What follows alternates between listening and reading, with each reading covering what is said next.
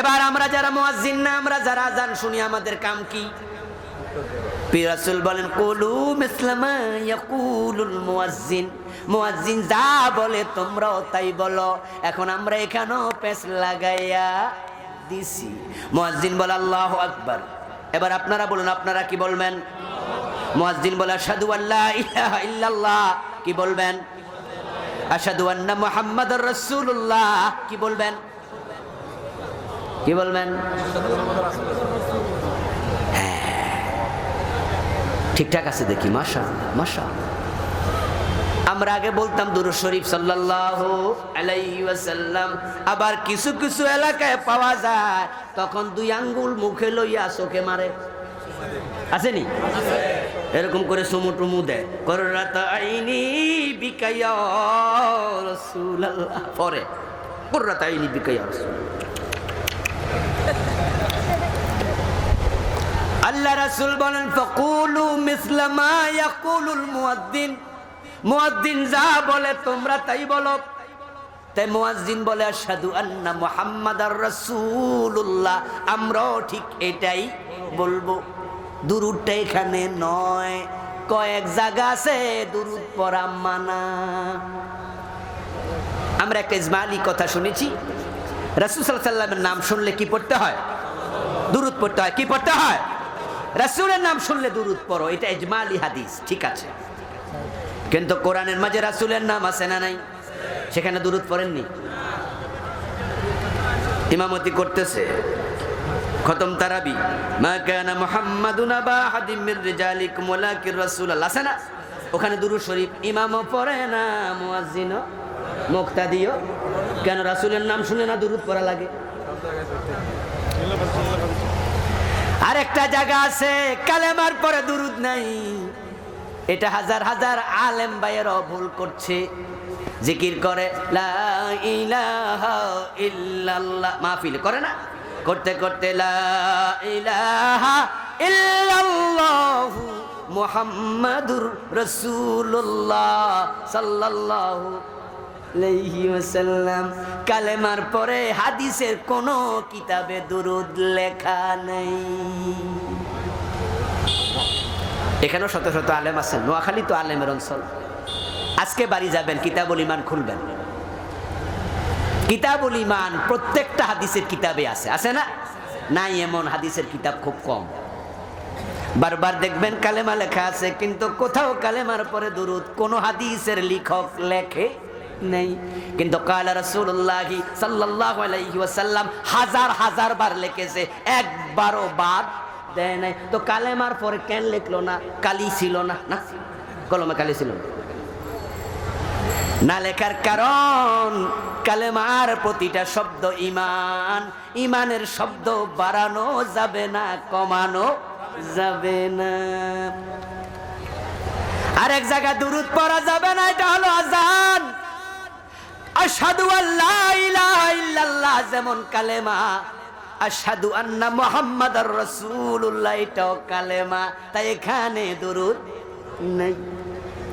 এবার মুয়াজ্জিন বলবে হাইয়া আলাস সালাহ, আমরা কি বলবো? লা হাওলা ওয়ালা কুওয়াতা ইল্লা বিল্লাহিল আলিয়্যিল আযীম। কারণ কি? কারণ রাসূল বলছে এখানে তোমরাও হাইয়া আলাস সালাহ বলিও না, এটা বেমানান। হাইয়া আলাস সালাহ মুয়াজ্জিন বলছে নামাজে আসো, তা আমনেও বাড়িত বই এখন হাইয়া আলাস সালাহ, আমনে আইয়েন, হইল নি? এটা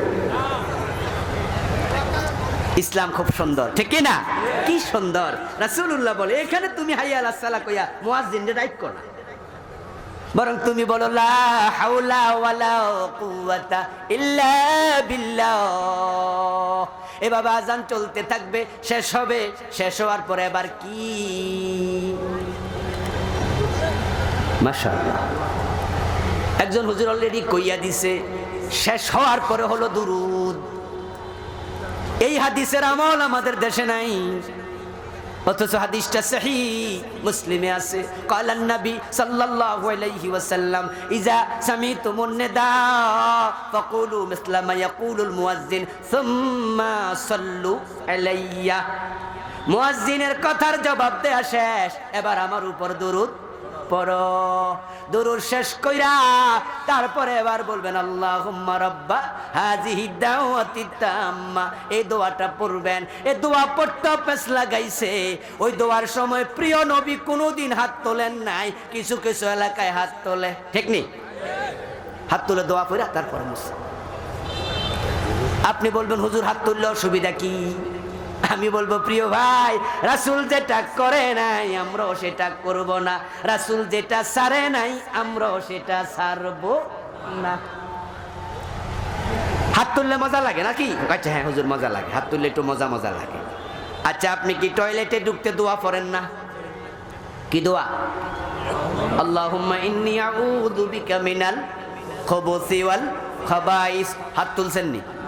তো মজা লাগলে তোলেন নাই কেন? মসজিদে ঢুকতে দোয়া আসেনি?